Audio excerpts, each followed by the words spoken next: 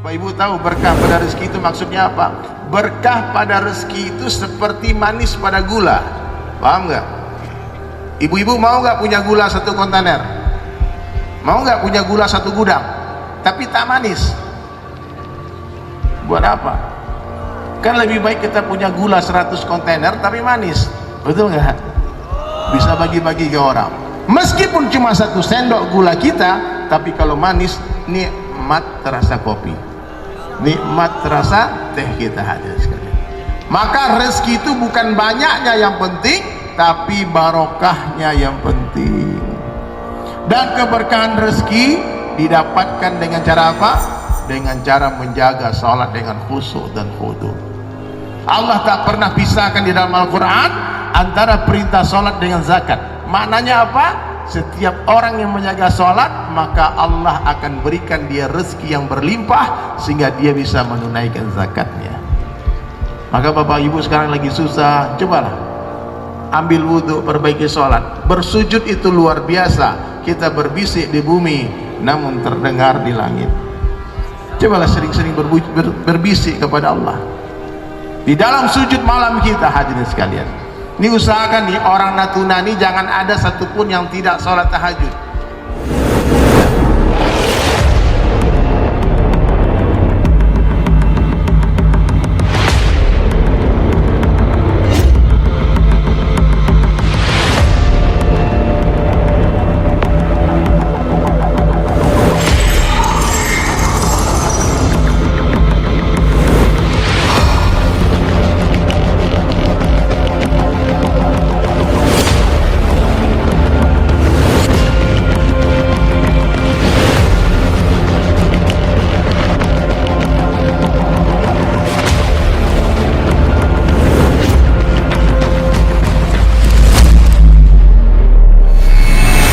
Jadi hadirin, kalau kita ingin memperbaiki diri kita, dari mana kita mengawali perbaikan diri kita itu? Ulama menjelaskan, awali dengan cara memperbaiki sholat. Orang yang memperbaiki sholatnya tanpa sadar sedang memperbaiki kehidupannya. Siapa saja yang memperbaiki sholatnya, maka Allah akan memperbaiki kehidupannya. Ada 5 janji Allah kepada orang yang menjaga sholat 5 waktu berjamaah di tempat azan dikumandangkan. Laki-laki di mana? Di masjid. Apa janji Allah 5 itu? Di 5 alam yang berbeda. Di dunia Allah berkahi rezekinya.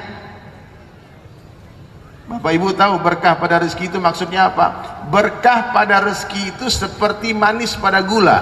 Paham nggak? Ibu-ibu mau nggak punya gula 1 kontainer? Mau nggak punya gula 1 gudang? Tapi tak manis. Buat apa? Kan lebih baik kita punya gula 100 kontainer tapi manis. Betul nggak? Bisa bagi-bagi ke orang. Meskipun cuma 1 sendok gula kita, tapi kalau manis, nikmat terasa kopi, nikmat terasa teh kita hadir sekalian. Maka rezeki itu bukan banyaknya yang penting, tapi barokahnya yang penting. Dan keberkahan rezeki didapatkan dengan cara apa? Dengan cara menjaga salat dengan khusyuk dan khudu'. Allah tak pernah pisahkan di dalam Al-Quran antara perintah salat dengan zakat. Maknanya apa? Setiap orang yang menjaga salat, maka Allah akan berikan dia rezeki yang berlimpah sehingga dia bisa menunaikan zakatnya. Maka Bapak Ibu sekarang lagi susah, cobalah ambil wudhu, perbaiki salat. Bersujud itu luar biasa. Kita berbisik di bumi namun terdengar di langit. Cobalah sering-sering berbisik kepada Allah di dalam sujud malam kita, hadirin sekalian. Ini usahakan nih, orang Natuna ini jangan ada satupun yang tidak sholat tahajud. Ya, sholat tahajud itu tengah malam 2/3 malam. Matikan ketika orang semua tertidur, berjalan pelan-pelan, hidupkan air kecil-kecil, kemudian sholat berbisik ketika tidak ada satu mata pun memandang kita. Lalu curhatlah kepada Allah, dan di saat itulah saat curhat terindah. Di mana? Di atas sajadah. Di atas sajadah tempat curhat terindah. Nah, maka hadirin sekalian, mari kita getarkan langit, hadir melihat dengan qiyamul lail kita, dengan tahajud kita, dengan amalan-amalan nawafil kita, dengan amalan-amalan sunnah. Kembalilah ke masjid, dari masjid kita bangkit.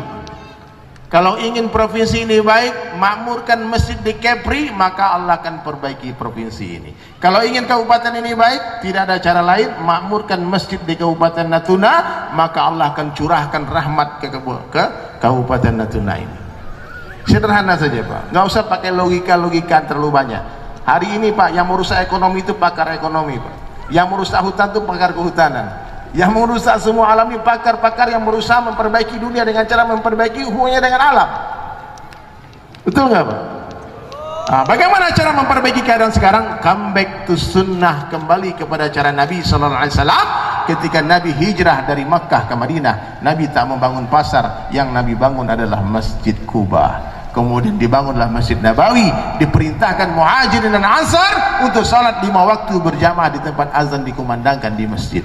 Bahkan Nabi hari-hari menghitung jumlah sahabatnya. Kalau ada yang tak nampak satu orang tak ke masjid, Nabi cari ke rumahnya. Bahkan Nabi SAW pernah mengancam, apa kata Nabi? Sungguh aku ingin kumpulkan pemuda-pemuda, lalu aku akan perintah mereka mengumpulkan kayu bakar untukku, kata Nabi, dan aku akan mendatangi rumah laki-laki yang salat fardu di rumah-rumah mereka, dan aku akan bakar rumah mereka.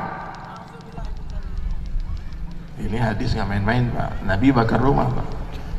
Ancamannya begitu, tapi tak ada sejarah yang mengatakan Nabi membakar rumah. Maka mulai hari ini Pak, jangan lagi meremehkan sholat di masjid. Oh, kan bisa sholat di kantor. Tidak sama. Satu langkah ke masjid mengangkat satu derajat, satu langkah menggugurkan satu dosa. Maka para sahabat kalau ke masjid mengecil-ngecilkan langkahnya. Ya. Siapa nih yang laki-laki ini? Saya dengar hadis ini 23 tahun lalu Pak. Di Bali saya dengarkan hadis ini. Waktu itu saya masih metal, masih gondrong. Kawan mengajak saya, merayu-rayu saya, memaksa saya untuk itikaf di masjid. Saya katakan oke lah. Terpaksa saya ke masjid Pak. Kata teman, nggak apa-apa Der, lu terpaksa masuk surga itu lebih baik daripada sukarela masuk neraka. Hah? Lebih baik terpaksa masuk surga daripada sukarela masuk neraka. Maka saya ke masjid. Tiba-tiba terdengar orang baca hadis itu. Dan waktu itu hadirin sekalian, ayahanda, saya langsung berazam di dalam hati, bersumpah demi Allah, ya Allah, aku bersumpah mulai hari ini aku tidak akan tinggalkan sholat 5 waktu di masjid sampai aku mati. Itu sumpah saya 23 tahun lalu Pak. Berani nggak Bapak berjanji seperti itu? Tapi jangan sampai mati lah Der, lama kali mati itu. Kalau besok pagi mati sampai besok saja. Ya, kalau nanti malam mati sampai nanti malam saja. Hari ini angan-angan melewati batas umur, itu masalah kita. Dan kita lupa, sholat ini satu-satunya perintah Allah yang dijemput langsung bermuwajahah dengan Allah. Nabi SAW diisrakan dari Masjidil Haram ke Masjidil Aqsa. Tidak main-main Pak, diperjalankan oleh Allah. Ini perjalanan wisatanya Nabi ketika tahun itu adalah tahun duka cita, wafatnya ibunda Khadijah Al-Kubra radhiyallahu anha dan wafatnya paman tercinta Abu Talib. Maka Allah menghibur Rasulullah SAW dengan diperjalankan beliau menaiki sebuah kendaraan terhebat, tercanggih dari surga, yaitu Burak. Nabi SAW ditemani oleh malaikat Jibril alaihissalam, diperjalankan minal Masjidil Haram ilal Masjidil Aqsa. Kemudian dari Masjidil Aqsa sampai ke Sidratul Muntaha. Untuk apa? Untuk menjemput perintah salat. Nih ibu-ibu nih, mohon maaf, ibu-ibu ini punya tamu bulanan Pak. Kadang-kadang gara-gara menunda-nunda sholat, datang tamu, tercatat dosa meninggalkan sholat dengan sengaja. Banyak kadang-kadang kita tanya, enggak sholat Bu, lagi dapat. Tapi sebulan full dapat Pak. Dapat apaan? Karena dokter itu bilang rata-rata seminggu kurang lebih kan. Ini setiap ketemu tidak sholat. Kenapa? Lagi dapat. Sudah keenakan nggak sholat. Ini hati-hati bunda. Ya, maka jangan meremehkan sholat. Sholat itu seperti kepala pada badan. Ibu-ibu pulang ke rumah dari pengajian ini, pulang jam 12 nanti umpama pulang-pulang, di jalan ketemu orang nggak ada kaki, nggak ada tangan, minta tolong Bu, minta makan, kasih makan nggak Bu? Kasih makan, kasihan. Tapi ketemu orang di jalan nggak ada kepalanya, ibu kasihan apa pingsan? Nah, itu orang tidak sholat itu seperti orang itu tak berkepala Pak. Nggak main-main. As-salatu imaduddin, salat itu tiang agama. Siapa yang mendirikan salat, dia mendirikan agama. Siapa yang meninggalkan salat, dia meruntuh agama. Pak Gubernur berikan bantuan masjid bermiliar-miliar. Kira-kira Pak, nih orang Natuna dengarkan, kalau bapak-bapak, ibu-ibu melihat ada orang yang meruntuh masjid, diam atau tidak? Kita lihat segerombolan anak muda datang ke masjid, dia pukul-pukul tiang masjid pakai martil, dia hendak rubuhkan itu masjid. Saya yakin yang tidak sholat pun akan berteriak takbir, jihad, Allahu Akbar. Hah? Betul nggak? Orang meruntuh masjid kita marah. Kenapa orang meruntuh agama kita jadikan kawan? Kenapa orang meruntuh agama, orang yang tidak sholat itu Pak, dia sedang meruntuh agama kita bayarin dia makan, kita bonceng naik motor kita. Kenapa? Karena kita memang tidak ada kecintaan kepada agama. Kita kenapa cinta sama masjid Pak? Karena kita berkorban, habis miliar-miliar uang bangun masjid. Kalau sama agama, pas lahir ke dunia nangis langsung Islam, betul nggak? Islam keturunan. Cuma ada beberapa orang mungkin di sini Islam yang tanjakan. Mualaf itu Islam tanjakan Pak. Kalau kita ini Islam turunan, turun terus. Allahu Akbar. Kenapa Bapak Ibu semua tidak ada kerisauan melihat orang tidak sholat? Bahkan kita ikut-ikutan meninggalkan sholat, sama saja kita ikut-ikutan meruntuh agama kita.